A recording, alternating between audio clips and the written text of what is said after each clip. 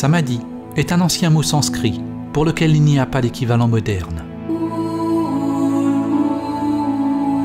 Réaliser un film sur Samadhi est un défi fondamental.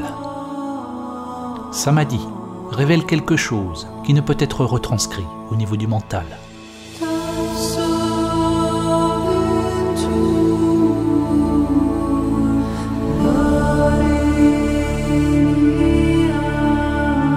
Ce film est simplement la manifestation extérieure de mon propre voyage intérieur. L'intention n'est pas de vous apprendre ce qu'est Samadhi ou de transmettre des informations à votre intellect, mais de vous inspirer à découvrir directement votre vraie nature.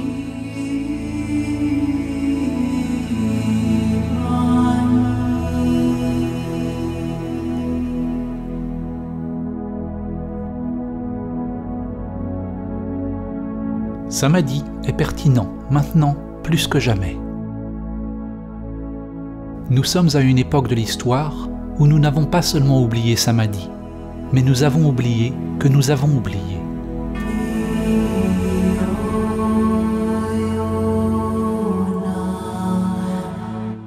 Cet oubli est Maya, l'illusion du soi.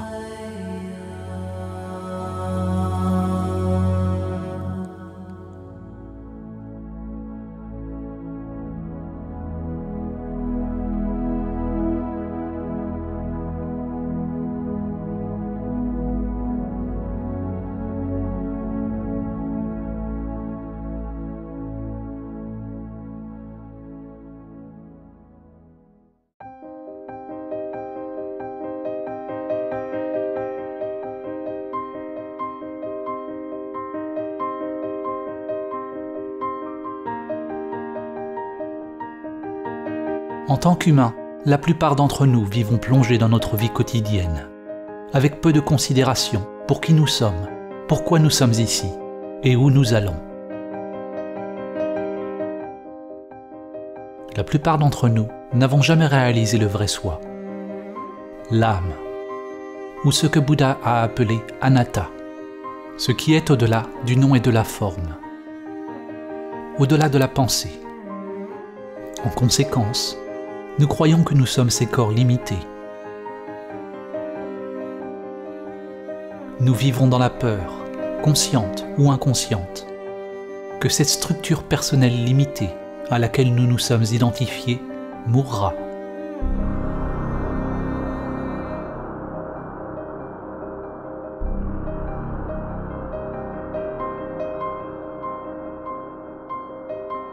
Dans le monde d'aujourd'hui, la grande majorité des gens qui se sont engagés dans des pratiques religieuses ou spirituelles, telles que le yoga, les prières, la méditation, la psalmodie ou toute autre sorte de rituel, pratiquent des techniques qui sont conditionnées, ce qui signifie qu'elles font partie de la structure de l'ego. La recherche et l'activité ne sont pas le problème. Penser que vous avez trouvé la réponse dans certaines formes extérieures est le problème.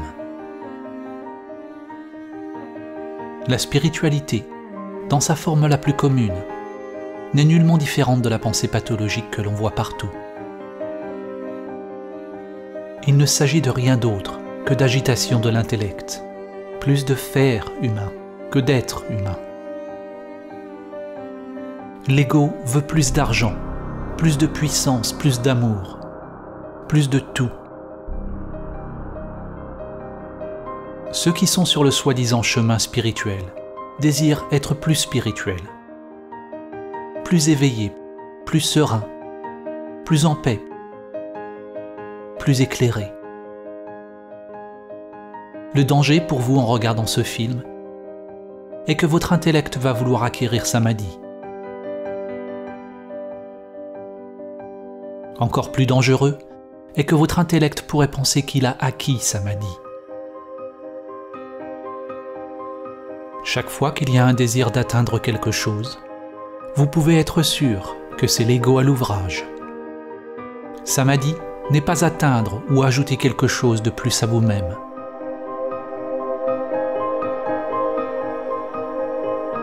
Réaliser Samadhi, c'est apprendre à mourir avant de mourir. La vie et la mort sont comme le yin et le yang, un inséparable continuum, se déployant sans cesse, n'ayant ni commencement ni fin.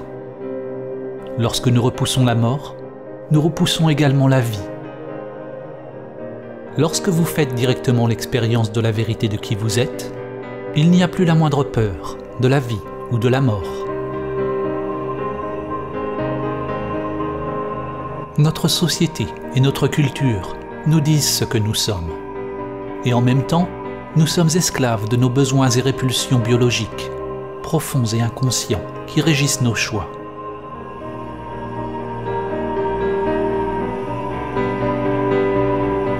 La structure de l'ego n'est rien de plus qu'une pulsion de répétition. C'est tout simplement le chemin que l'énergie a pris auparavant et la tendance de l'énergie à reprendre ce chemin à nouveau, qu'il soit positif ou négatif pour l'organisme.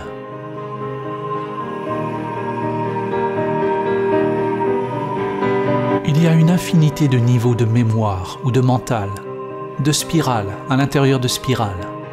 Lorsque votre conscience s'identifie avec ce mental ou cette structure de l'ego, il vous lie à un conditionnement social que vous pourriez appeler la matrice. Il y a des aspects de l'ego dont nous pouvons être conscients. Mais c'est l'inconscient, le câblage archaïque, les peurs existentielles primaires qui en réalité conduisent toute la machine.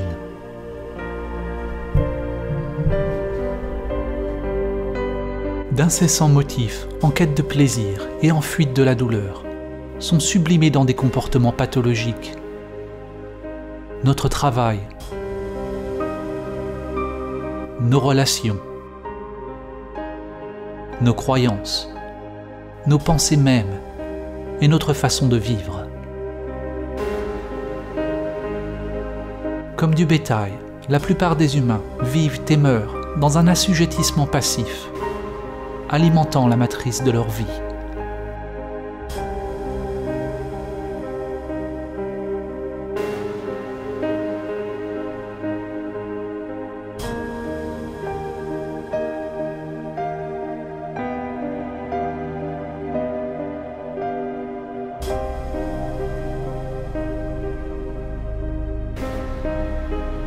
Nous vivons des vies enfermées dans d'étroits motifs, des vies souvent remplies de grandes souffrances, et il ne nous apparaît jamais que nous pouvons véritablement devenir libres.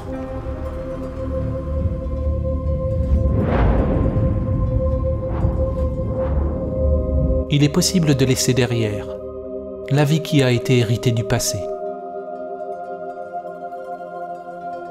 pour vivre celle qui attend de percer à travers le monde intérieur.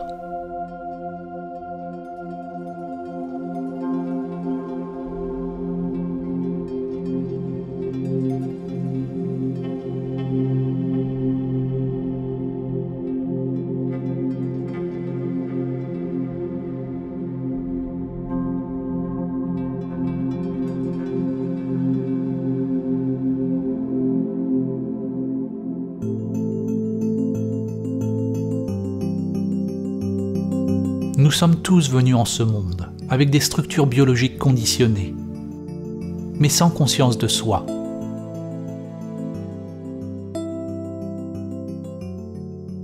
Souvent, lorsque l'on regarde dans les yeux d'un jeune enfant, il n'y a aucune trace de soi, seulement un vide lumineux.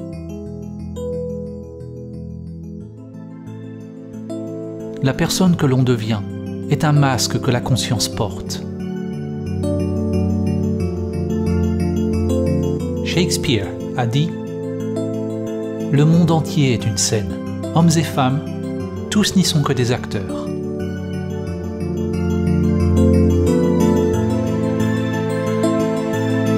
Chez un individu éveillé, la conscience brille à travers la personnalité, à travers le masque. Lorsque vous êtes éveillé, vous ne vous identifiez pas avec votre personnage. Vous ne croyez pas que vous êtes les masques que vous portez.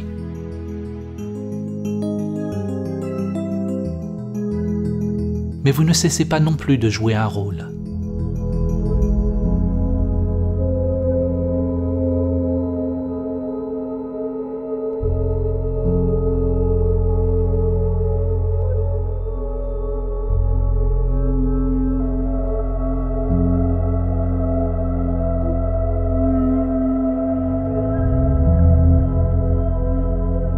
sommes identifiés à notre personnage, notre personne. Ceci est Maya, l'illusion du soi. Samadhi, c'est se réveiller du rêve de votre personnage dans le jeu de la vie.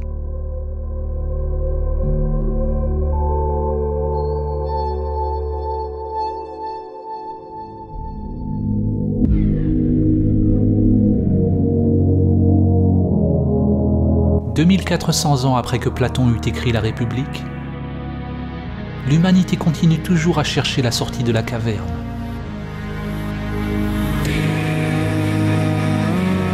En fait, nous sommes peut-être plus que jamais pétrifiés par nos illusions.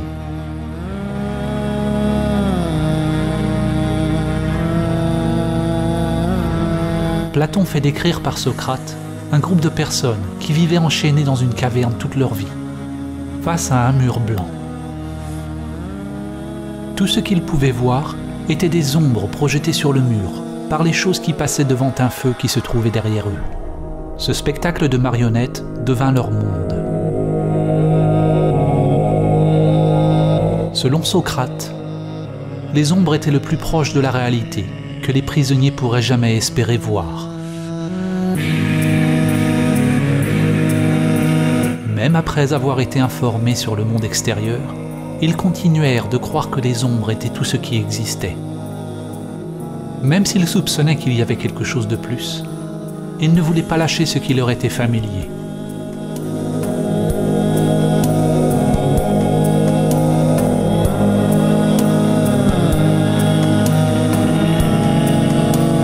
Aujourd'hui, l'humanité est comme les gens qui ont seulement vu les ombres sur le mur de la grotte. Les ombres sont analogues à nos pensées. Le monde de la pensée est le seul monde que nous connaissons. Mais il y a un autre monde qui est au-delà de la pensée, au-delà du mental dualiste. Êtes-vous prêt à quitter la grotte? À quitter tout ce que vous avez connu pour découvrir la vérité de qui vous êtes?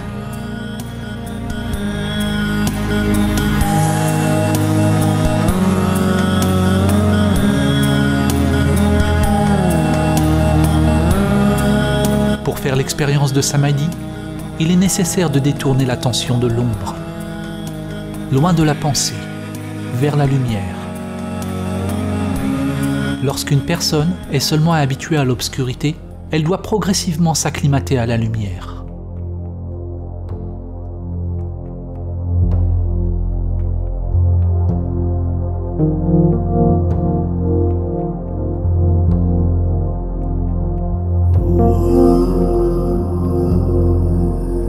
Comme une acclimatation à tout nouveau paradigme, cela demande du temps, de l'effort et une volonté d'explorer le nouveau, aussi bien que de se débarrasser de l'ancien.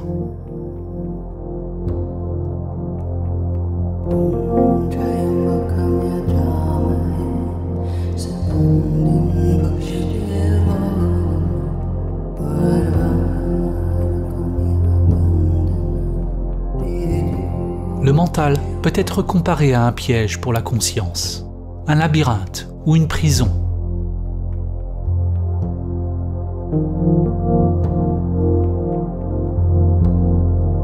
Ce n'est pas que vous êtes en prison, vous êtes la prison.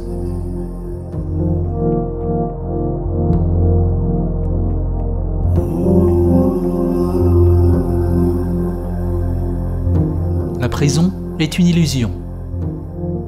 Si vous vous êtes identifié avec un soi illusoire, alors vous êtes endormi.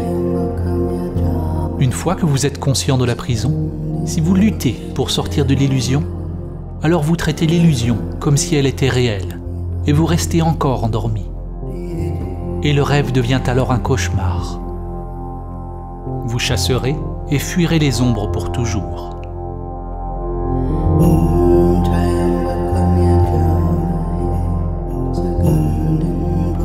Samadhi, c'est se réveiller du rêve du soi séparé, ou de la structure égoïque.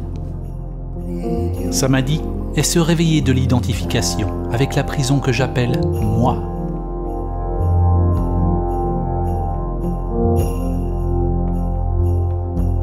Vous ne pouvez jamais être réellement libre, parce que partout où vous allez, votre prison est là.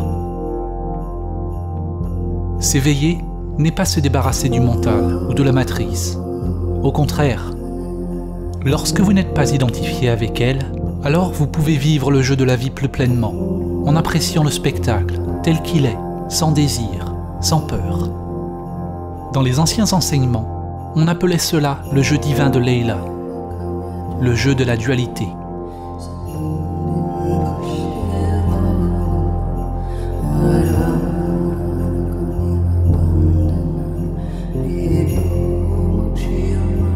La conscience humaine est un continuum. À un extrême, les humains se sont identifiés au soi matériel. À l'autre extrême, c'est Samadhi, la cessation de soi. Chaque pas que nous faisons sur le continuum vers Samadhi apporte moins de souffrance. Moins de souffrance ne signifie pas que la vie devient dénuée de douleur. Samadhi est au-delà de la dualité de la douleur et du plaisir. Ce qui signifie moins de mental, moins de soi créant résistance à tout ce qui se produit. Car cette résistance est ce qui crée la souffrance.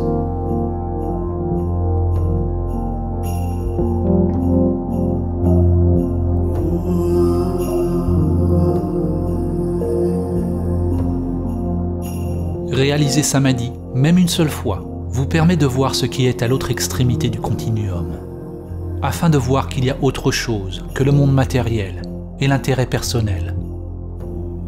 Lorsqu'il y a une cessation effective de la structure de soi en Samadhi, il n'y a pas de pensée égoïque, pas de soi, pas de dualité. Et pourtant, il y a le « je suis », anatta, ou absence de soi. Ce vide est l'avènement de prajna, ou sagesse.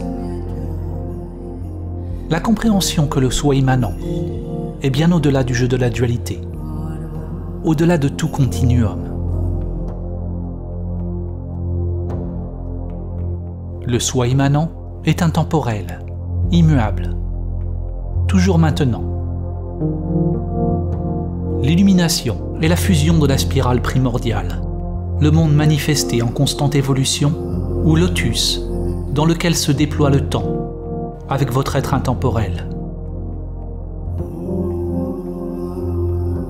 Votre câblage interne se développe, telle une fleur qui s'épanouit éternellement, alors que vous vous désidentifiez avec le soi, devenant un pont vivant entre le monde du temps et de l'intemporel.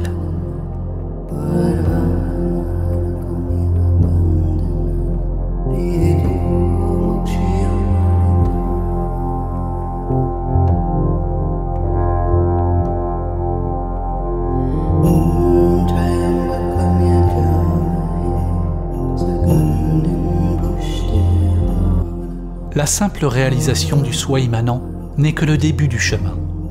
La plupart des gens auront à vivre et à perdre Samadhi d'innombrables fois durant la méditation, avant qu'ils ne soient capables de l'intégrer dans d'autres facettes de la vie.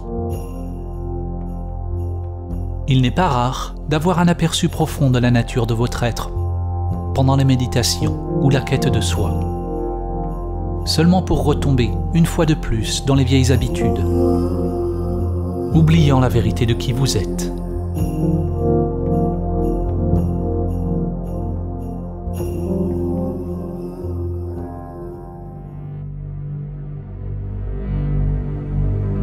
Réaliser l'immobilité ou le vide dans toutes les facettes de la vie, toutes les facettes de soi, c'est devenir la danse du vide en toute chose.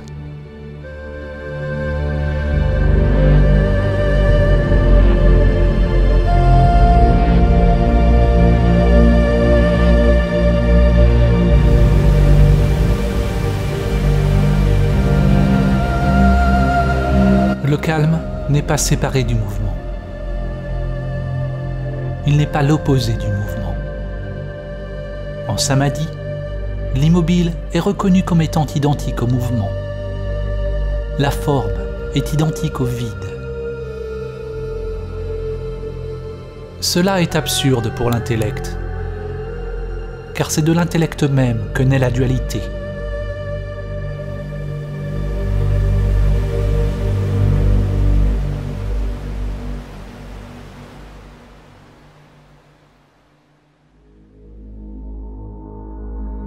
René Descartes, le père de la philosophie occidentale, est célèbre pour le dicton « Je pense, donc je suis ».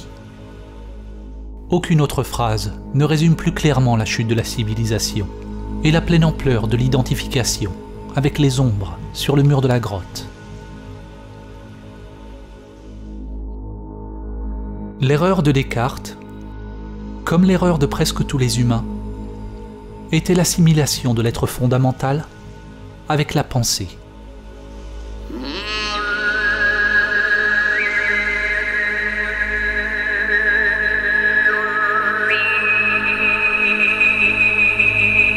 Au début de son plus célèbre traité, Descartes a écrit que presque tout peut être mis en doute. Il peut douter de ses sens et même de ses pensées.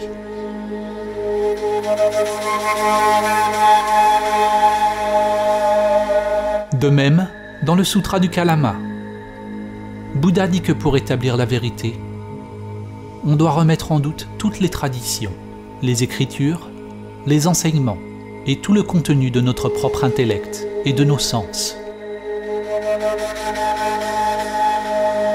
Ces deux hommes ont commencé avec beaucoup de scepticisme, mais la différence est que Descartes a arrêté de chercher au niveau de la pensée, alors que Bouddha est allé plus en profondeur. Il a pénétré au-delà des niveaux les plus profonds de l'intellect.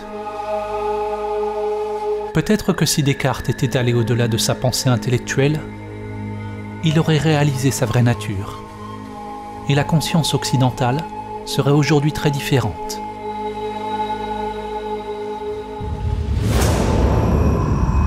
Au lieu de cela, Descartes décrit la possibilité d'un démon maléfique qui nous garderait sous un voile d'illusion. Descartes n'a pas reconnu ce démon pour ce qu'il était.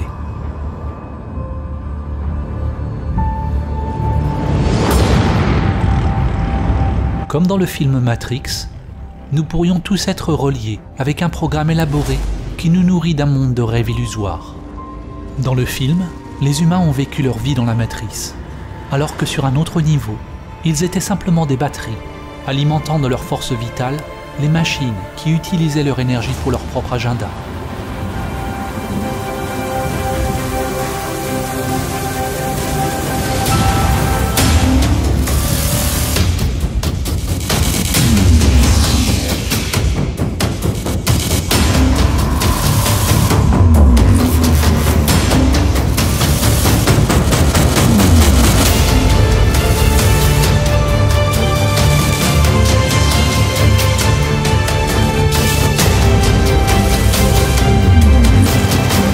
Les gens veulent toujours blâmer quelque chose en dehors d'eux-mêmes, pour l'état du monde, ou pour leur propre malheur. Que ce soit une personne, un groupe ou un pays particulier, une religion, ou une sorte de grand Illuminati, comme le démon de Descartes, ou les machines conscientes de Matrix. Ironiquement, le démon dont Descartes envisageait l'existence était la chose même par laquelle il se définissait lui-même. Lorsque vous réalisez sa magie, il devient clair qu'il y a quelqu'un qui commande, qu'il y a une machine, un démon qui vampirise votre vie, jour après jour. La machine, c'est vous.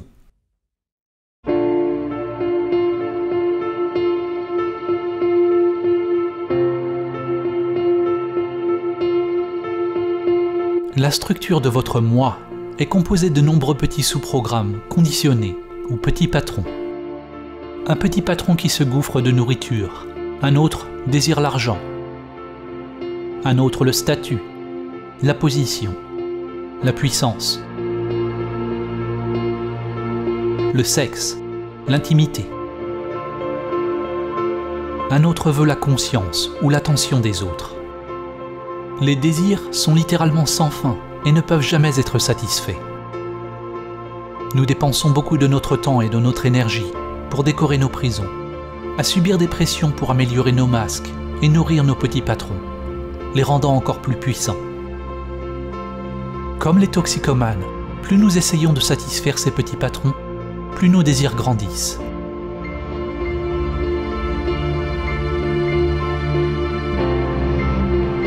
Le chemin vers la liberté n'est pas l'amélioration de soi ou la satisfaction de l'agenda du soi.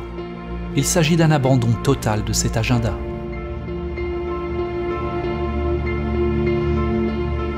Certaines personnes craignent que l'éveil de leur véritable nature signifie qu'ils perdront leur individualité et leur joie de vivre. En fait, le contraire est vrai. Seule l'unique individuation de l'âme peut être exprimée lorsque le soi conditionné est dépassé.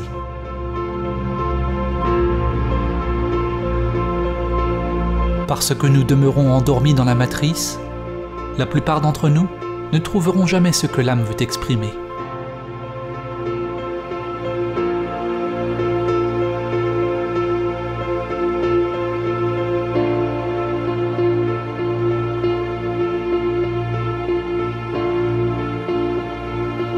Le chemin vers Samadhi implique la méditation, qui est à la fois l'observation du soi conditionné, ce qui change, et la réalisation de votre vraie nature, ce qui ne change pas.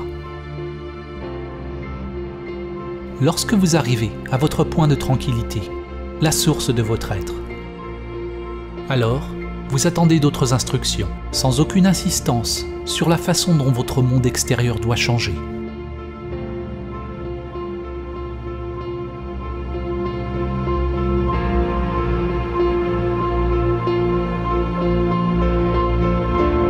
Si l'intellect essaye de changer le monde extérieur, pour le conformer aux idées de ce que vous pensez que le chemin doit être, c'est comme essayer de modifier l'image dans un miroir en manipulant la réflexion. Pour faire sourire l'image dans un miroir, vous ne pouvez évidemment pas manipuler la réflexion. Vous devez réaliser le vous, qui est la source authentique de la réflexion. Une fois que vous réalisez le soi authentique, vous comprenez que rien d'extérieur n'a besoin de changer. Ce qui change, c'est l'énergie intérieure consciente, intelligente ou prana, qui est libérée des modèles conditionnés et devient disponible pour être dirigée par l'âme.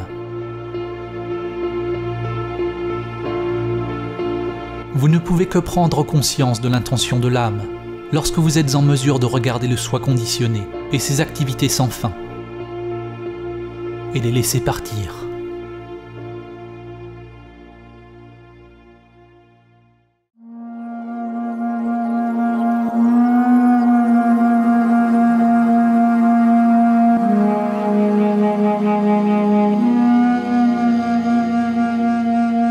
Dans la mythologie grecque, il a été dit que les dieux avaient condamné Sisyphe à répéter une tâche insensée pour toute l'éternité. Sa tâche était de pousser sans cesse un rocher vers le sommet d'une montagne, seulement pour qu'il retombe à nouveau en bas.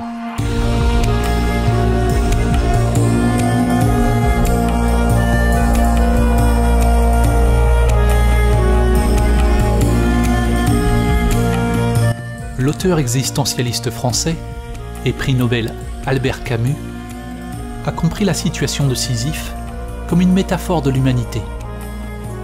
Il a posé la question: comment pouvons-nous trouver du sens à cette existence absurde?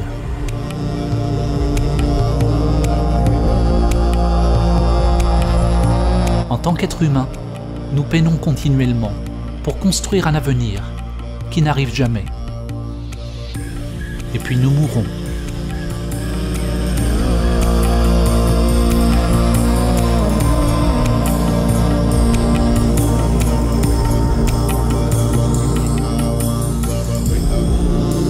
Si nous comprenons vraiment cette vérité, alors nous deviendrons fous si nous nous sommes identifiés à notre ego.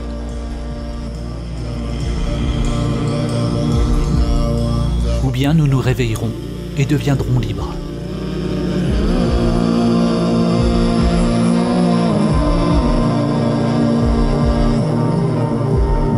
Nous ne pouvons jamais gagner la lutte extérieure, parce qu'elle est seulement un reflet de notre monde intérieur. La blague cosmique l'absurdité de la situation devient évidente lorsque l'ego échoue complètement à travers ses poursuites futiles.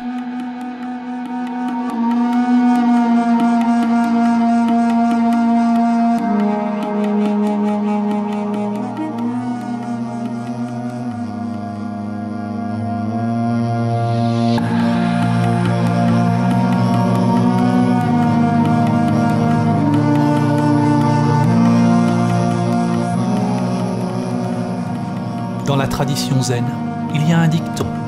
Avant l'illumination, coupe du bois, transporte de l'eau. Après l'illumination, coupe du bois, transporte de l'eau.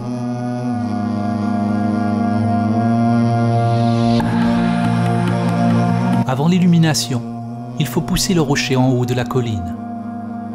Après l'illumination, il faut aussi pousser le rocher au sommet de la colline. Qu'est-ce qui a changé? La résistance intérieure à ce qui est. La lutte a été abandonnée, ou plutôt celui qui lutte a été réalisé comme illusoire. La volonté individuelle, ou le mental individuel, et la volonté divine, ou esprit supérieur, sont alignés.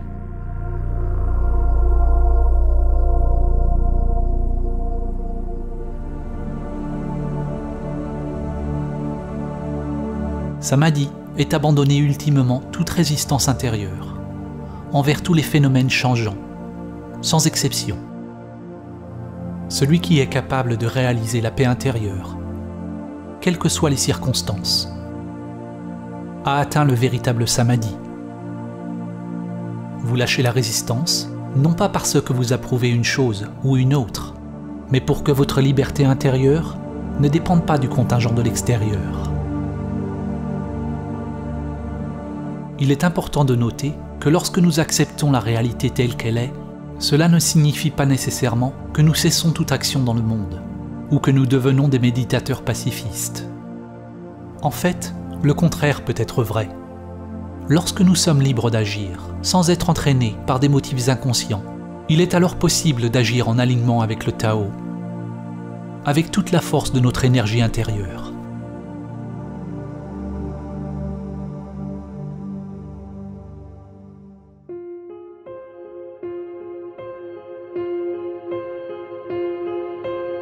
Beaucoup diront que pour changer le monde et apporter la paix, nous devons lutter plus fort contre ce que nous percevons comme ennemis. Lutter pour trouver la paix est comme crier pour avoir le silence. Cela ne fait que créer plus de ce que vous ne voulez pas. De nos jours, il y a une guerre contre tout. Une guerre contre le terrorisme, une guerre contre la maladie, une guerre contre la faim. Toute guerre est en fait une guerre contre nous-mêmes.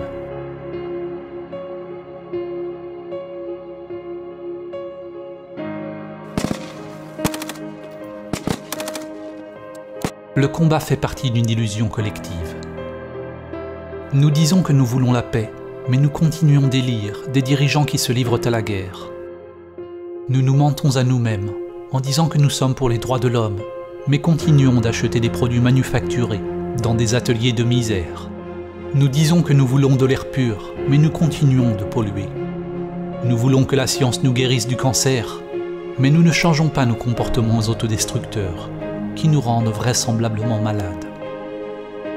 Nous nous berçons de l'illusion que nous promouvons une vie meilleure. Nous ne voulons pas voir nos parties cachées, qui tolèrent la souffrance et la mort. La conviction que nous pouvons gagner une guerre contre le cancer, la faim, la terreur ou tout ennemi qui a été créé par notre propre pensée et notre comportement, qui continue à nous leurrer, que nous n'avons pas à changer notre façon de vivre sur cette planète. Le monde intérieur est l'endroit où la révolution doit se produire en premier lieu. C'est lorsque nous pouvons sentir directement la spirale de la vie en nous-mêmes que le monde extérieur parvient à s'aligner avec le Tao. Sans quoi, tout ce que nous faisons ne fait qu'ajouter au chaos déjà créé par le mental. La guerre et la paix s'élèvent ensemble dans une danse sans fin. C'est un continuum. Une moitié ne peut pas exister sans l'autre. Tout comme la lumière ne peut exister sans l'obscurité, et le haut ne peut exister sans le bas. Le monde semble vouloir la lumière sans l'obscurité, la plénitude sans le vide, le bonheur sans la tristesse.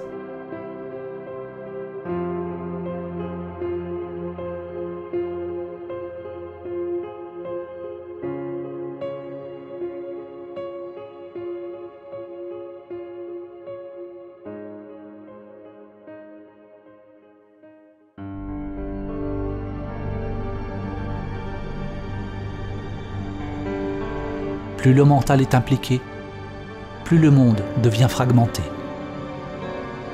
Toute solution qui provient du mental égoïque est insufflée de l'idée qu'il existe un problème.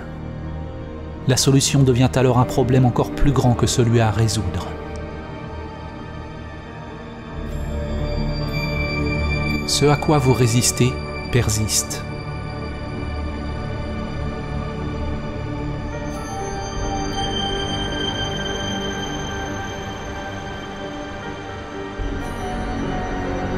L'ingéniosité humaine ne crée de nouveaux antibiotiques que pour trouver la nature plus rusée, à mesure que les bactéries deviennent plus fortes. Malgré tous nos efforts dans la lutte actuelle, la prévalence du cancer ne cesse d'augmenter. Le nombre de personnes souffrant de la faim dans le monde augmente régulièrement. Le nombre d'attaques terroristes continue d'augmenter dans le monde entier.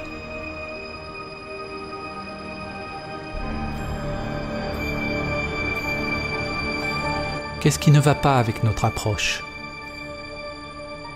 Comme l'apprenti sorcier dans le poème de Goethe, nous possédons une grande puissance, mais nous n'avons pas la sagesse pour l'utiliser.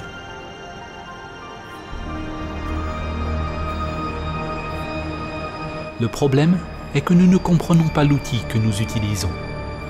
Nous ne comprenons pas l'intellect humain, son rôle ou son intention.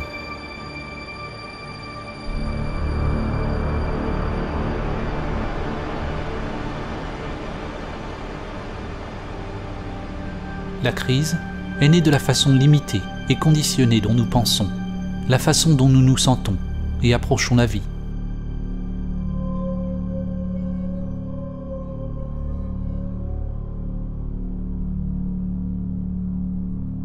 Notre rationalisme nous a volé notre capacité de reconnaître et d'expérimenter la sagesse de nombreuses cultures anciennes.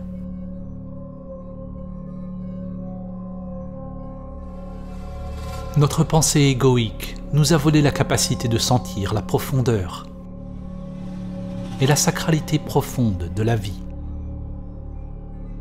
et de réaliser des niveaux entièrement différents de la conscience qui sont maintenant presque perdus pour l'humanité.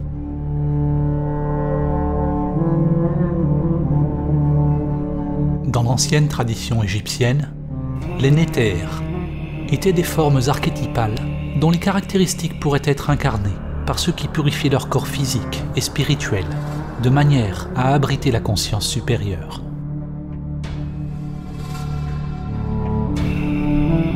Le néther originel, ou le principe divin de cette sagesse, était connu en tant que Thoth ou Tehuti, souvent dépeint comme un scribe, à la tête d'oiseau ou d'ibis, représentant l'origine de toute connaissance et sagesse.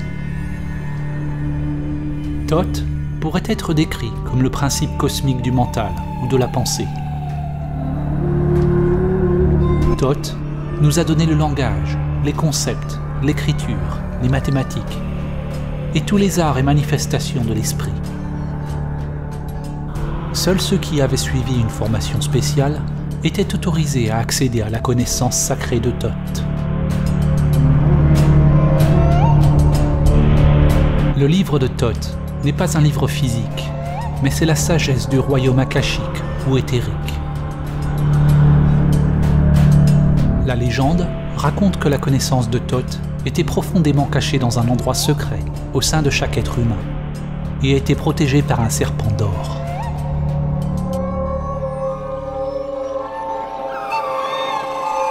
Le mythe archétypal du serpent ou du dragon gardant un trésor imprègne de nombreuses cultures et est appelé par des noms tels que Kundalini Shakti, Chi, Saint-Esprit ou énergie intérieure. Le serpent d'or est la structure égoïque qui est liée aux énergies intérieures. Et tant qu'il n'est pas maîtrisé et surmonté, l'âme ne sera jamais en mesure d'atteindre la vraie sagesse. Il a été dit que le livre de Thoth n'a rien apporté d'autre que de la souffrance à toute personne qui le lisait, même s'ils y trouvaient les secrets des dieux mêmes et tout ce qui est caché au sein des étoiles. Ce qu'il faut comprendre, c'est que le livre a apporté la souffrance à toute personne qui l'a lu, à tout ego qui a essayé de le contrôler. Dans la tradition égyptienne, la conscience éveillée était représentée par Osiris. Sans cette conscience éveillée, toute connaissance ou compréhension obtenue par le soi limité serait alors dangereuse, ainsi coupée de la sagesse supérieure. L'œil d'Horus devait être ouvert. Le sens ésotérique que nous trouvons ici est semblable à l'histoire plus familière de la chute dans le jardin d'Éden. Le livre de Thoth fait un parallèle au livre de la connaissance du bien et du mal dont Adam et Ève ont été tentés de manger le fruit.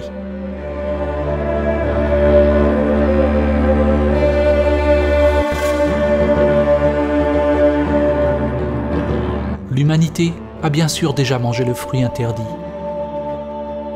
a déjà ouvert le livre de Thoth et a été chassée du jardin.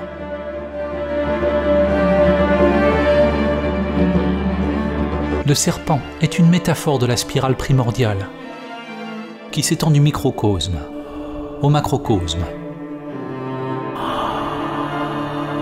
Aujourd'hui, le serpent vit en tant que vous. C'est l'esprit égoïque qui s'exprime en tant que monde manifesté. Nous n'avons jamais eu accès à tant de connaissances. Nous sommes allés en profondeur dans le monde matériel, même jusqu'à trouver la soi-disant particule de Dieu. Mais nous n'avons jamais été plus limités, plus ignorants de qui nous sommes, de comment vivre. Et nous ne comprenons pas le mécanisme par lequel nous créons la souffrance.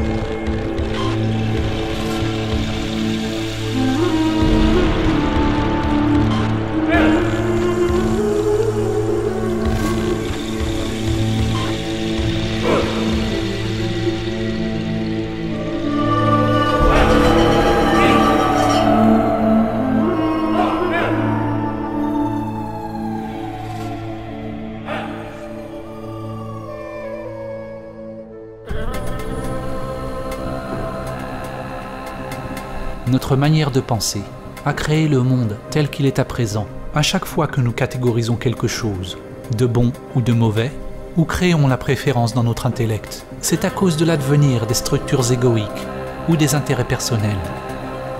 La solution n'est pas de lutter pour la paix ou de conquérir la nature, mais de reconnaître simplement la vérité. Que l'existence même de la structure de l'ego crée la dualité, une division entre soi-même et l'autre, le mien et le vôtre, l'homme et la nature, l'intérieur et l'extérieur. L'ego est la violence. Il demande une barrière, une frontière avec l'autre pour exister. Sans l'ego, il n'y a pas de guerre contre quoi que ce soit. Il n'y a pas d'orgueil. Il n'y a pas à dominer la nature pour en tirer profit. Ces crises extérieures dans notre monde reflètent une grave crise interne. Nous ne savons pas qui nous sommes. nous sommes complètement identifiés avec notre identité égoïque, consumés par la peur et coupés de notre vraie nature. Les races, les religions, les pays, les affiliations politiques, tout groupe auquel nous appartenons, renforce nos identités égoïques.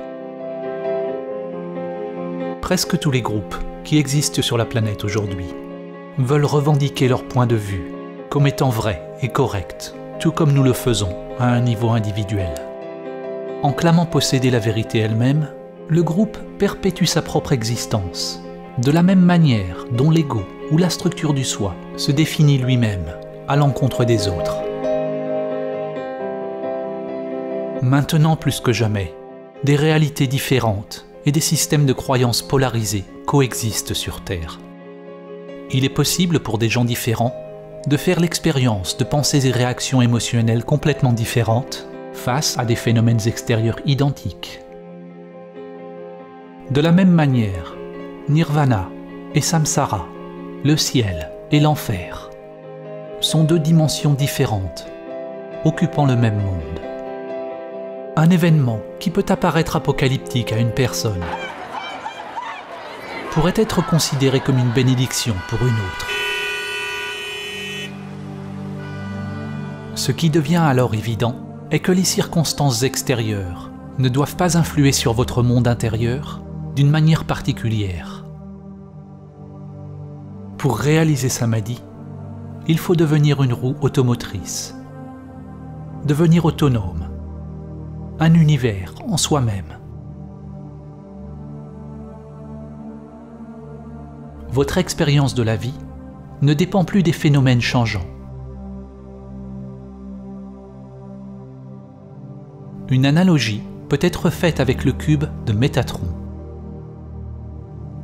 Métatron est mentionné dans divers anciens textes chrétiens, islamiques et juifs, et est archétypalement relié avec Thoth, le Néter égyptien, ainsi qu'Hermès Trismégiste de la Grèce. Métatron est intimement lié au tétragramme. Le tétragramme est un motif géométrique fondamental, le modèle ou l'émanation primordiale de la réalité physique, ce qui a été appelé la parole de Dieu ou Logos. Ici, nous voyons une représentation en 2 dimensions de la figure. Mais si vous regardez d'une certaine façon, vous voyez un cube en 3 dimensions. Lorsque vous voyez le cube, rien ne change dans la figure, mais votre mental a ajouté une nouvelle dimension à votre vision. La dimensionnalité ou la perspective est tout simplement une question de s'habituer à une nouvelle façon de percevoir le monde. En réalisant Samadhi, nous devenons libres de perspective, ou libres de créer de nouvelles perspectives, car il n'y a pas de soi investi ou attaché à un point de vue particulier.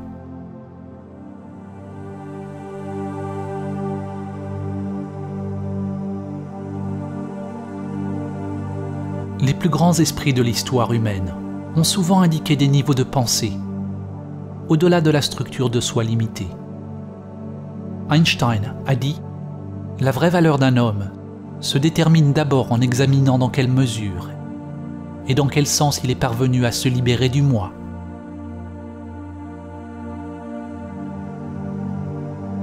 Ce n'est donc pas que la pensée et l'existence du soi sont mauvaises. La pensée est un outil merveilleux lorsque le mental est au service du cœur. Dans la tradition védantique, il est dit que l'esprit fait un bon serviteur, mais un mauvais maître.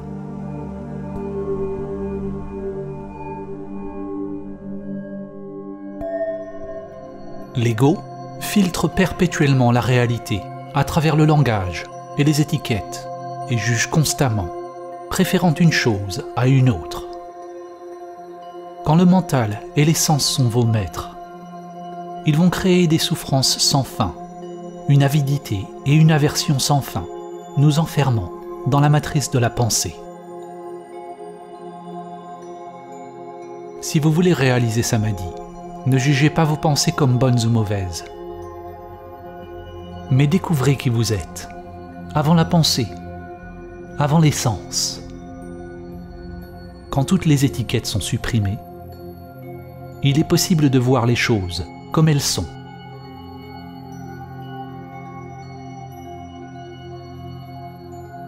Lorsqu'on explique à un enfant ce qu'est un oiseau, s'il croit ce qu'on lui dit,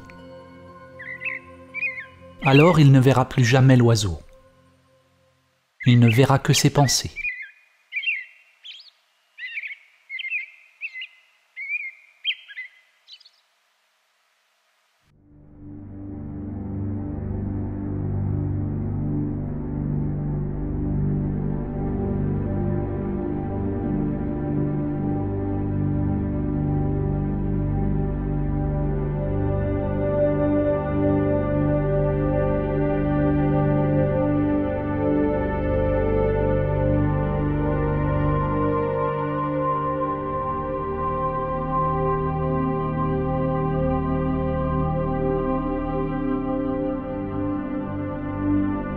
La plupart des gens pensent qu'ils sont libres, conscients et éveillés.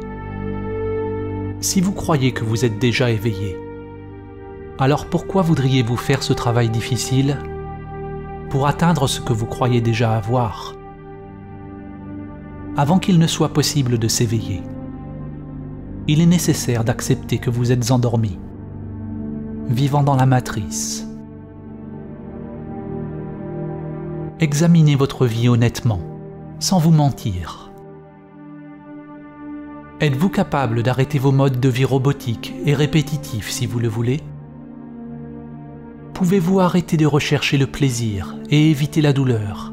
Êtes-vous accro à certains aliments, activités et passe-temps? Est-ce que vous jugez, blâmez, vous critiquez vous-même et les autres constamment? Est-ce que votre mental recherche sans cesse la stimulation? Ou êtes-vous complètement comblé, juste en restant en silence? Réagissez-vous à ce dont les gens pensent de vous? Est-ce que vous recherchez l'approbation, le renforcement positif? Sabotez-vous les situations dans votre vie de quelque manière?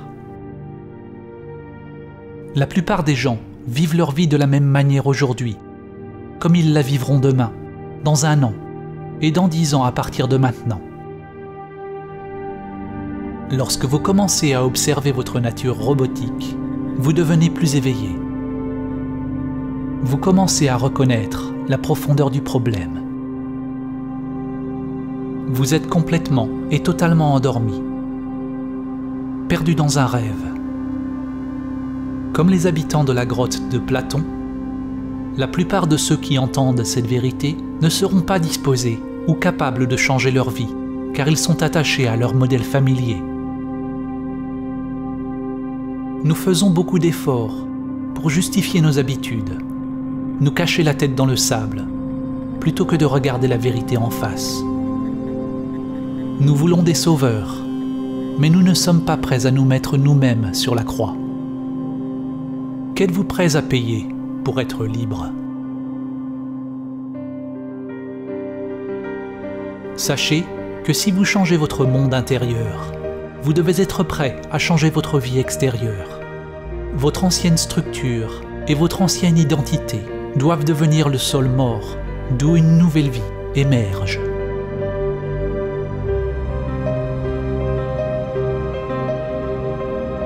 Le premier pas vers l'éveil est de réaliser que nous sommes identifiés avec la matrice du mental humain, avec le masque. Quelque chose en nous doit entendre cette vérité et émerger de son sommeil. Il y a une partie de vous, quelque chose d'intemporel, qui a toujours connu la vérité.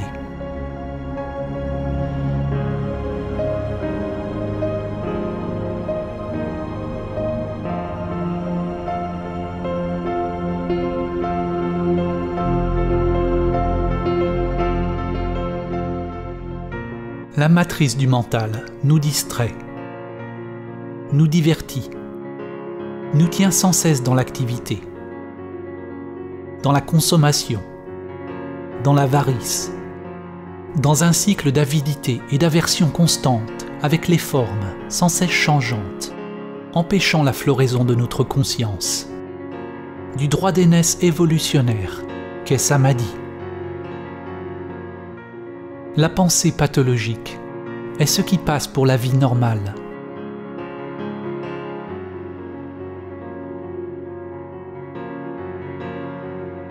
Votre essence divine est devenue asservie, identifiée à la structure du soi limité. La grande sagesse, la vérité de qui vous êtes, est enterrée au plus profond de votre être.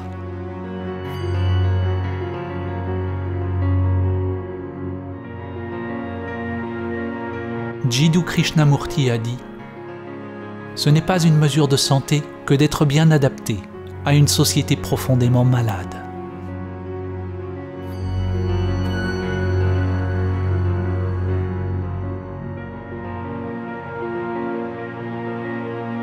L'identification avec le mental égoïque est la maladie. Et Samadhi est le remède.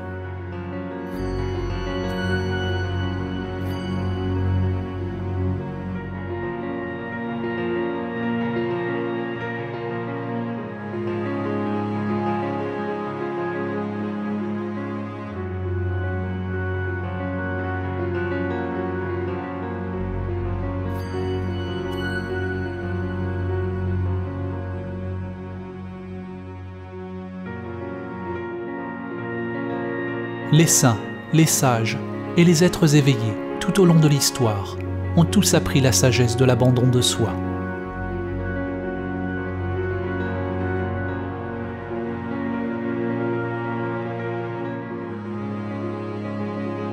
Comment est-il possible de réaliser le vrai soi ?